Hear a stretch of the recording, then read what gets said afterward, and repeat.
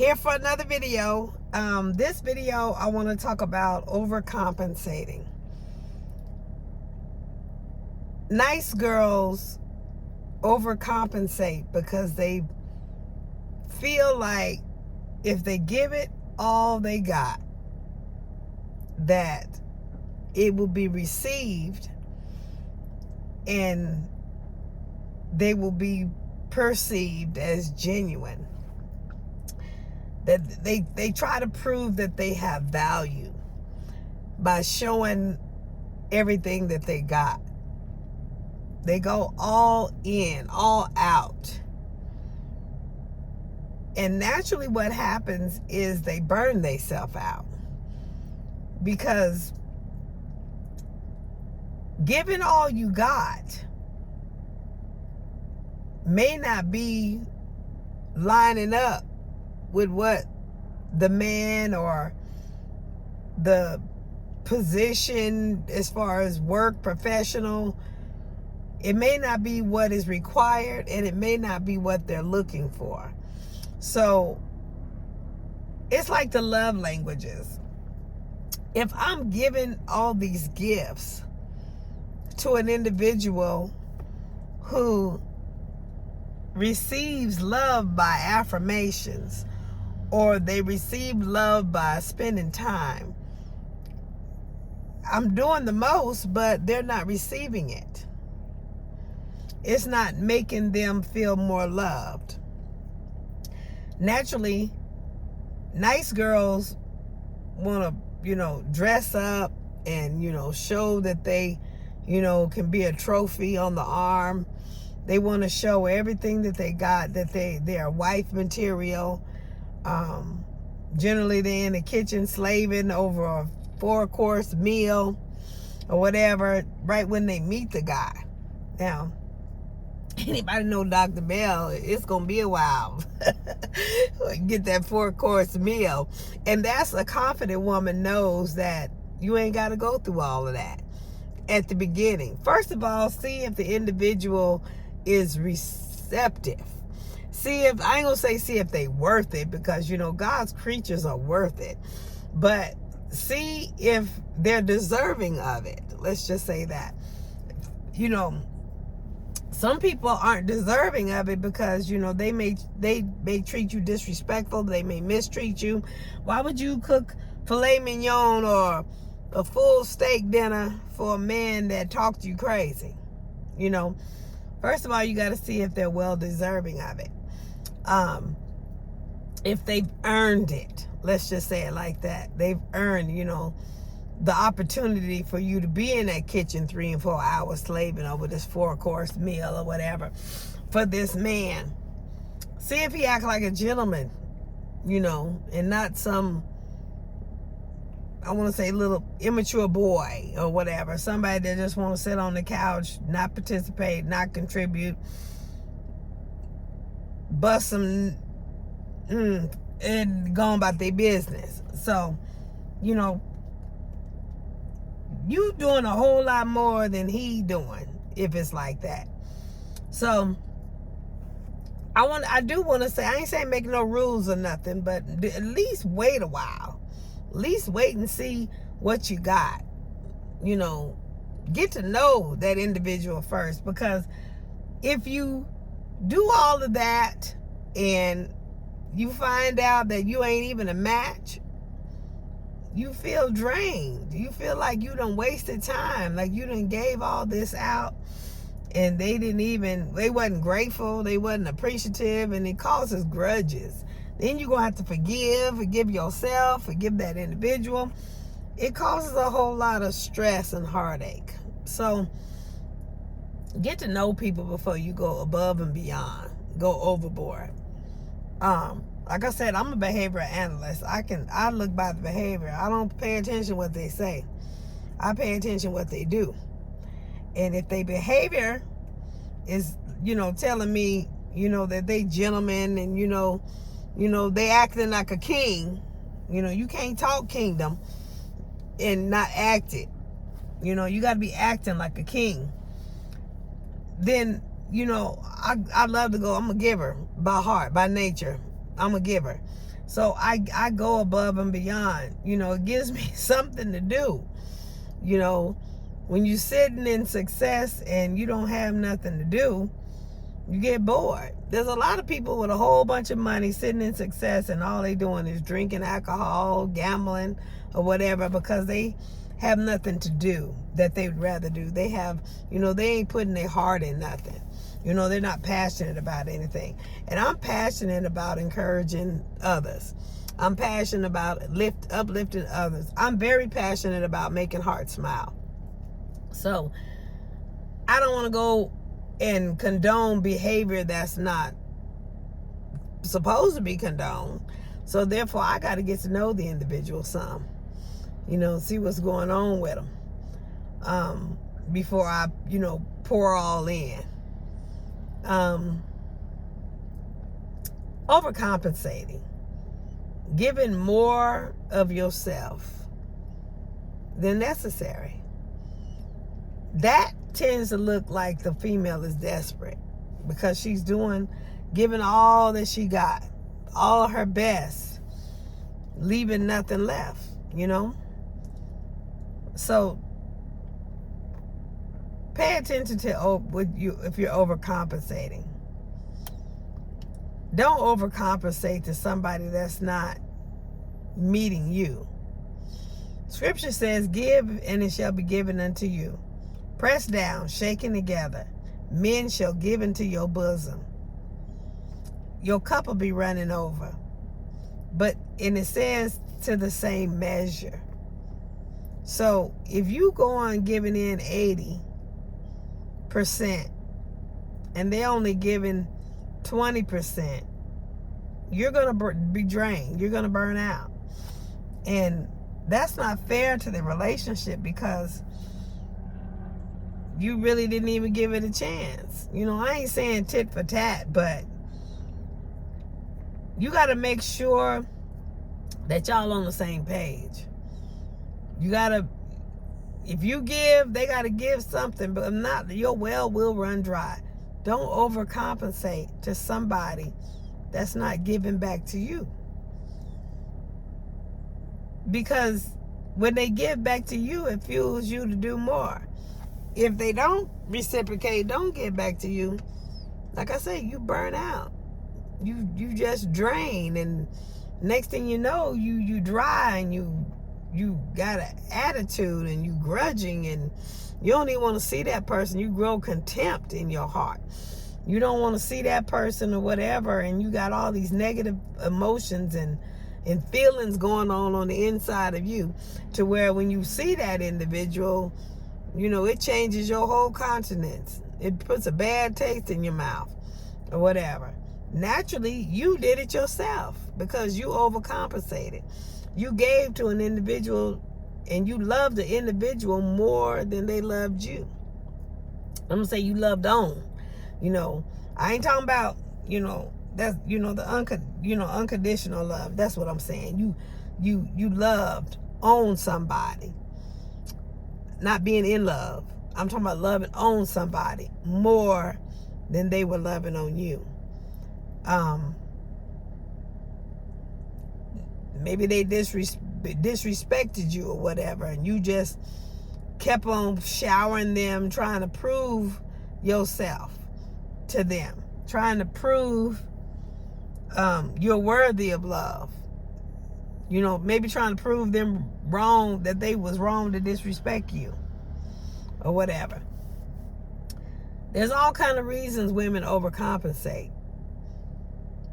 And it doesn't build a bridge. It doesn't secure anything. All it does is wear you out. I don't care how much you give to a man. If it ain't what he wants, you ain't gonna get his attention. You got to know what he's, you can look at a man and tell what he's doing, what his strive is, what his drive is. I can look at men and see, maybe they trying to fix their credit, or maybe they trying to get a job, or maybe they trying to get, this new, I don't know, they just trying to, get a house, or or, get a promotion. You can tell, men are pretty simple. You can tell the drive in them.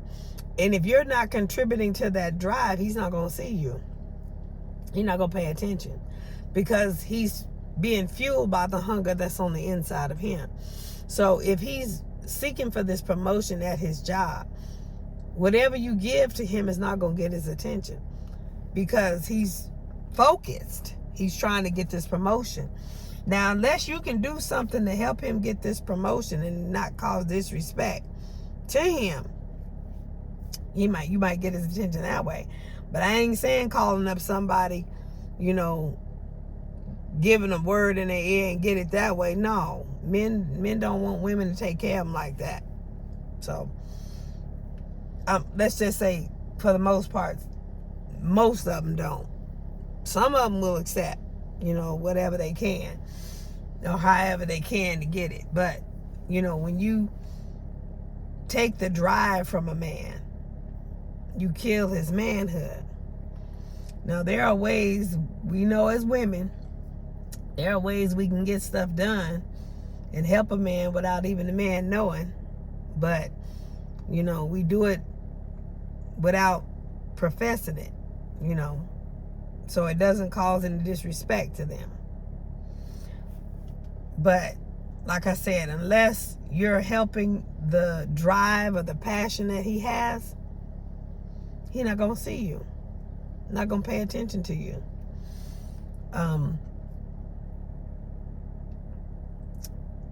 There was a man who professed, that this woman was the only woman he loved. And she really didn't do anything. All she was there for him. She paid attention to what he was doing, what he was trying to accomplish. She was purposely being a helpmate, that by being assertive, she constantly paid attention to what he was doing, what he was seeking, what he was after.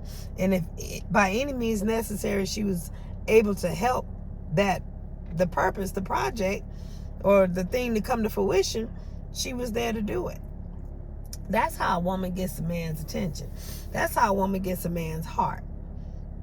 Not so much through his stomach. Yeah, you got to know how to cook some things, but men love to eat. As long as you putting food on the table, they're simple. You can buy fast food, whatever, if you can afford it or whatever. As long as they eating, they eating. Yeah, that's what I'm saying. If you ain't got to be no chef or whatever, as long as he got a food to eat, they're simple. But a way to a man's heart is helping him with the thing that he's driven for, his purpose, his lot in life,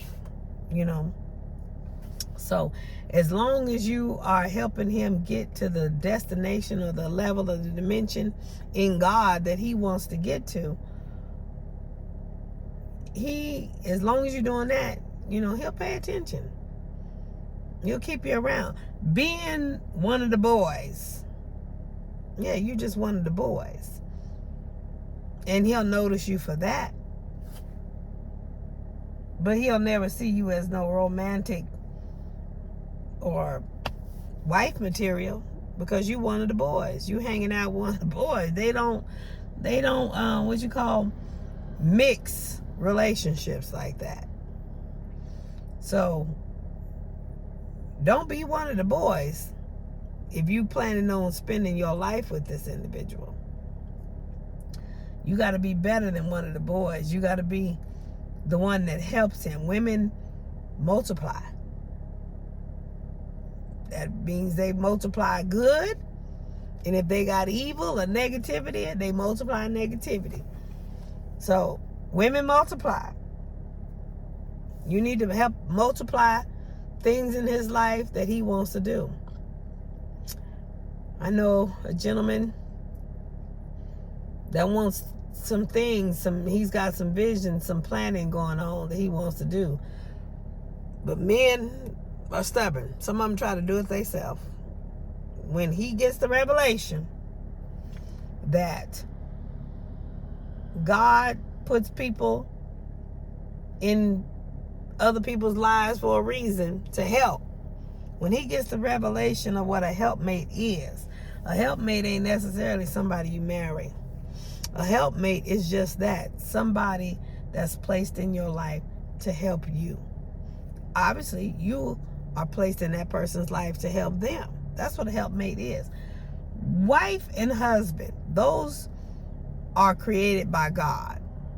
When two people get married, they are already a wife or a husband. Marriage does not bring them together to become a wife or a husband. Because if that was the case, Scripture would not say a man who finds a wife. It say a man who finds a wife, not a man who makes a wife, not a man who creates a wife. It said a man who finds a wife. That means that woman is already at that level before that man vows to spend the rest of his life with her.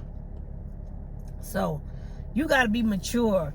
You got to already be have that mindset, be in that position to be able to come into that and be successful. You can't go into a marriage trying to be a wife or to be made a wife. You got to already be a wife. You got to already know. You got to already be doing the things that a wife do. You got to already be thinking thoughts that a wife thinks. You got to already be thinking like a wife. You got to already be in the throes of it. You got to already know.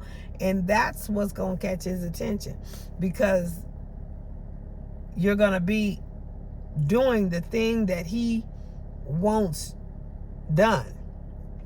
Like Ruth. Boaz purposely left, stuff for her because he saw in her what was in her. He saw wife material in her. So we run around out here doing all these other things, trying to please or overcompensate, and literally all we doing is burning ourselves out, causing contempt in our heart, becoming fed up with the whole organization, the whole system, because we giving all we got and it ain't what the man looking for. Just be. That's all you got to do, is just be who you are. Be a wife. Just be it. That's a mature woman. Is somebody that wants to help somebody else. Just be. You don't have to do and create and go out of pocket and go overcompensate. Just be. And when you're being yourself, things gravitate to you. Stuff manifests. Just be who you are. And everything that's for you will be drawn to you. Just be. That's all you do. That's all I run around doing every day. I just run around being. Just be. I don't try to, do more. That's in me to do. But I'm not trying to go overboard. I do. I'm a giver. I'm being who I am, a giver. So just be. But then at the same time, I ain't looking for no man. I'm just being me, doing what I do. I can say all the time, if God sends that my way, and I know it's God, I'm just going to go on and do it. Just like Abraham, he didn't ask the questions. He got up and he moved. He didn't ask where we going. He didn't ask about the weather. He didn't ask what to wear. He just got up, packed, and moved at the word of God. So that's where his faith level is, and that's where my faith level is. As long as I know the word is from the Lord, I get up and do. Because I know my living and my success is in doing what thus saith the Lord, not what I want done. It's in his perfect will, not his permissive will. I try to live in his perfect will, not his permissive will. Because his permissive will You get your behind whooped every now and then. But in his perfect will, he got it. He controls it. He does everything. So I'm going to get off of here because I got to go get ready to teach group. And I just wanted to come on here and just give a word to the women. Stop overcompensating. All you're doing is burning yourself out. You need to be storing, keep a storehouse. Because you're going to have something to bring to the table when it's all said and done. When that one finds you, build a storehouse. Stop giving all that you got. Trying to give all that you are. If material things is all that you are, you need to go back to the drawing board. Because material things are just material things. You got to have value. You got to have self-respect. You got to have self-esteem. You got to have self-confidence. If not, you're going to be used and taken for granted. Throwing money and monetary and material things is not going to cut it. Yeah, it's going to benefit them, but it ain't going to come back and benefit you. Stay blessed.